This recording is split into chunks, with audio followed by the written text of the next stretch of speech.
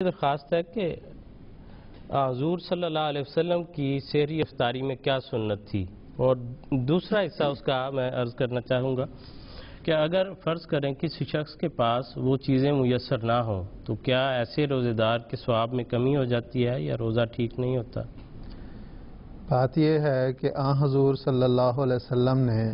جو نصیحت فرمائی یا جس کی طرف توجہ دلائی سحری کے افطاری کے متعلق، حضور صلی اللہ علیہ وسلم نے فرمایا کہ اگر میسر ہو تو کھجور سے روزہ کھولا جائے، اور اگر کھجور نہ ملے تو پھر پانی سے روزہ کھول لیا جائے، کیونکہ فإنھا طہور۔ تو یہ دو سنت یا یہ طریق حضور صلی اللہ علیہ وسلم نے سمجھائے ہمیں، اور یہ بات مد نظر ہمیں رکھنی چاہیے کہ عرب کے معاشرے میں زیادہ تر، اور اس وقت خاص طور پہ جس طرح کا معاشرہ تھا اور جس طرح کے حالات تھے، اس میں کھجور ایک بڑی غذا سمجھی جاتی تھی۔ چنانچہ جب ہم سحری کے لیے احادیث پہ نظر ڈالتے ہیں تو اس میں بھی ملتا ہے کہ حضور صلی اللہ علیہ وسلم نے اپنے ایک صحابی حضرت انس کی غالباً روایت ہے کہ انہوں نے کہا، وہ کہتے ہیں کہ حضور صلی اللہ علیہ وسلم نے جب مجھے فرمایا کہ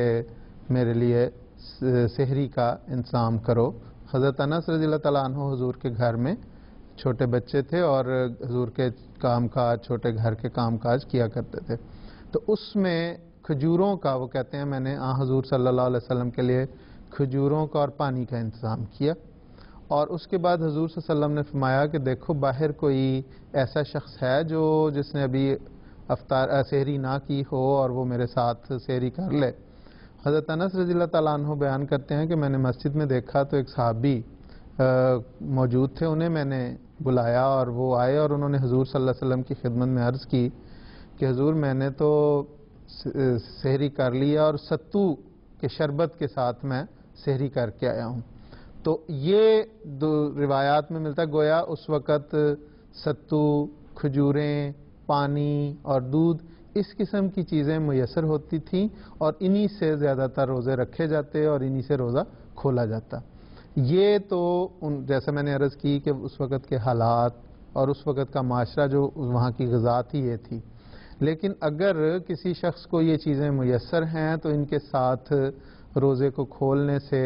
بہرحال اس لحاظ سے کہ حضور صلی اللہ علیہ وسلم کی سنت ہے، اور آپ کی سنت اس نیت کے ساتھ، انما الاعمال بالنیات، اگر کوئی اس نیت کے ساتھ اس پہ عمل کرتا ہے کہ میرے آقا کی یہ سنت ہے اور اس کے ساتھ میں پہلے، یا میرے آقا کا یہ فرمان ہے تو اس کے ساتھ میں پہلے روزے کو افطار کر کے پھر باقی جو روٹین کا کھانا ہوتا ہے، یا ہر معاشرے کا جو، ہر ماحول کا، ہر ملک کا، ہر علاقے کا جو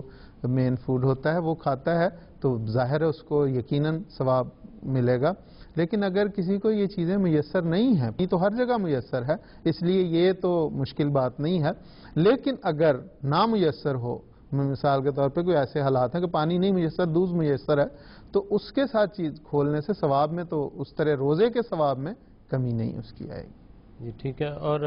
زید صاحب، کھجور کے علاوہ کون سی چیزیں جو ہیں وہ حدیث میں بیان ہوئی ہیں کہ جس سے میں نے عرض کیا نا کہ ستو اور کھجور اور دودھ اور پانی، زیادہ تر یہی چیزیں جی استعمال یہ بھی تو صرف نمک کو ہی چاٹ لیتے تھے، اس سے افطاری کر لیے کرتے تھے۔ تو اصل چیز حالات کے اعتبار سے روزے دار کو جو بھی غذا اپنے ملک کے حالات کے لحاظ سے میسر ہو وہ ہے، ورنہ یہ کوئی شرعی مسئلہ نہیں، اگر کھجور کے ساتھ افطار نہیں کرے گا تو افطار نہیں ہوگا، کیونکہ عرب کا تو تمدن یہ تھا کہ وہاں غذا ہی یہ تھی، وہاں سب سے مقوی غذا کھجور تھی، پھر ستو تھے، اس کے علاوہ جو تھے جو کسی کو میسر آتے تھے۔